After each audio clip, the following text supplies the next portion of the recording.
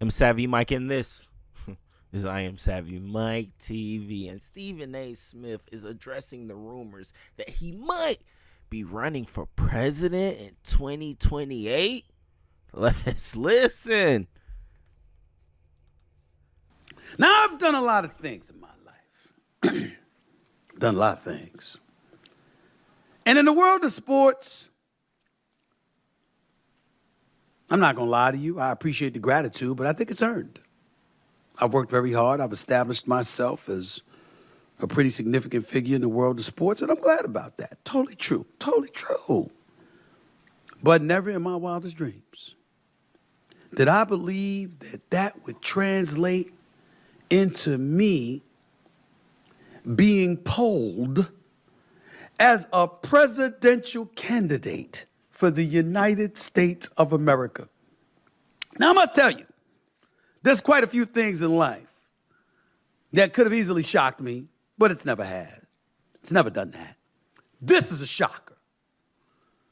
I know y'all see me, Fox News one day, CNN the next, MSNBC the next, News Nation the next. You hear me on podcasts, Dave Rubin. You hear me on a radio show like Mark Levin. You see me on a television show like Sean Hannity's show or Chris Cuomo's show, Cuomo on News Nation. You see all of these things, and you hear me talking about politics.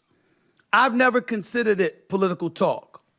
I consider it social commentary.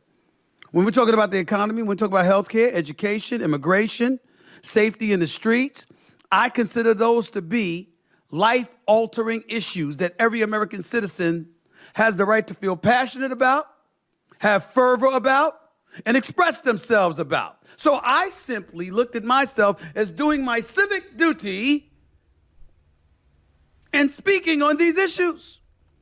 And yeah, there's nothing wrong with giving your opinion on things that's going on in politics and in the world as general. Like he said, he is a sports journalist and one of the greatest sports commentators of all time, but he can dip into politics if he wants to. And hey, if you ask me, I like the fact that Stephen A. Smith plays neutral. He's not on nobody's side. He just wants people to do right for Americans. I'm not mad at that. Not mad at that at all. And then lo and behold, some poll comes out, and the poll has me receiving 2% for the presidency of the United States of America. Tim Walz, former VP candidate for the Democratic Party under Kamala Harris, he got 3%. Josh Shapiro, governor for Pennsylvania, he's got some more percentage points. The only person that had double digits was Kamala Harris at 33%. Everybody else was single digits for the 2028 Democratic nomination for the President of the United States of America. And your boy's in the mix. Let me say this. I am flattered. I do totally consider myself unworthy of such a thing. I do understand that while I have surface knowledge of current event issues and what's going on in the world or whatever, I certainly don't have intimate knowledge. I've never covered Capitol Hill in my life. Hell, I've barely been on Capitol Hill. So I don't think it's deserved. But I will say this. It did give me cause to pause and to think about something. Did y'all know that in order to be the president of the United States of America, in terms of the criteria, all you had to do was meet three standards of criteria? You got to be a United States citizen, born in the United States of America. You got to be at least 35 years of age, and you need to have lived in the United States for the last 14 years. That's it. And then I watch some of these people speak on these issues. Forgive me, I kind of think I can do a better job. I just do. I mean, in terms of articulating my positions, my thoughts, my passions, I mean, I think I can pull that off. I'm just saying. Now, it just so happens that I live a pretty decent life. I think y'all all know that my salary is a little bit more than the president actually makes, along with congressional and Senate figures as well. So monetarily speaking, it's just not to my advantage to engage in politics on an official level because it would compromise my wallet. and I care about my wallet. I am a proud capitalist. I believe in making money. And ain't no damn way I'm going to give that up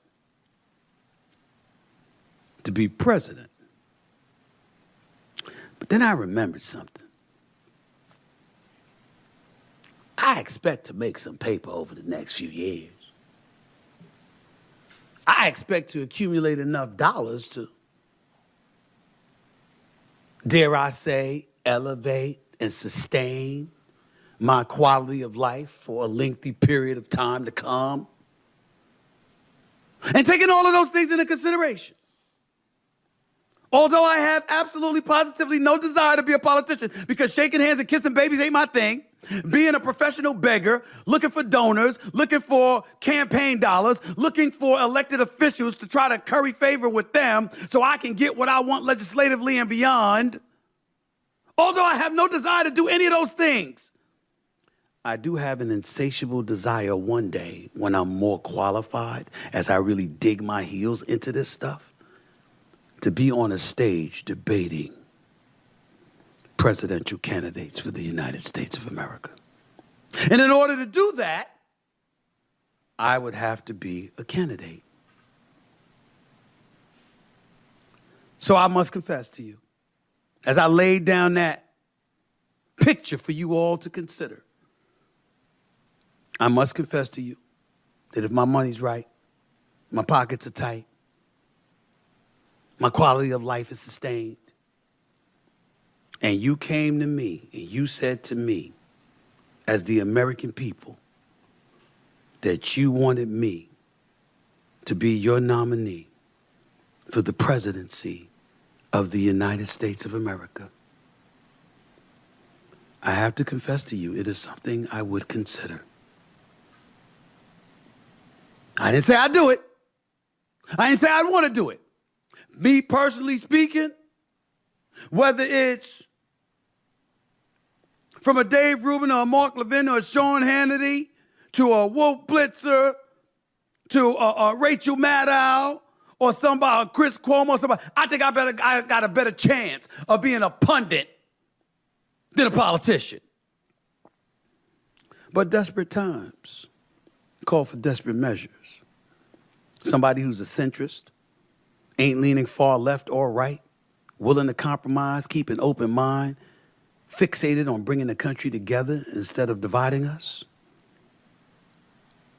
I might entertain it. So I only have two things to say to finish this off. Number one, please continue to watch the Stephen A. Smith Show right here over the digital airwaves of YouTube and iHeartRadio and express your thoughts about what you think my chances would be and whether or not you would support me engaging in such a venture. I'd be interested in knowing how you feel. And other than that, I only have one thing left to say before I move on. God bless you. And God bless the United States of America. Yo, what the fuck is this? Head of State? Like, I feel like I'm watching Head of State right now. But I'll answer your two questions, Stephen A. Smith. Honestly, I wouldn't be mad at you being a nominee for the president of the United States of America. I feel like when it comes to policy, everything that I've heard you say on these various platforms, whether it be Bill Maher's show or on Fox News or when he's talking to Chris Cuomo about political issues, I do feel like he could be a good president. I mean, when it comes down to it, the president is really just a face. And my thing is, too, if we're going to have celebrity presidents, hell, we might as well have some celebrity presidents with some fucking sense. We got Trump in there. Like, that nigga got no sense, but he's there. So if we got him in there, we might as well have Stephen A. Smith in there. And would I vote for you? Yeah, I'd vote for Stephen A. Smith. I voted for Kamala Harris. Might as well vote for fucking Stephen A. Smith. Might as fucking well. Might as fucking well. Hopefully there is a 2028 presidential election. Okay, let me stop. All right, I don't talk about politics over here, but Stephen A. Smith asked the question. I was about to get deep into the subject and topic. I'm not doing that. Y'all aren't going to catch me. I already said enough. I already said enough for some niggas to be coming after me. You're a part of the woke crowd, Michael. Leave me alone. Okay? Either way, let me know what you think. And hell, let Stephen A. know as well. Would you vote for him as president? Would you like to see him run for presidency? Let me know in the comments below. I am Savvy Mike, and this is I Am Savvy Mike TV. Peace.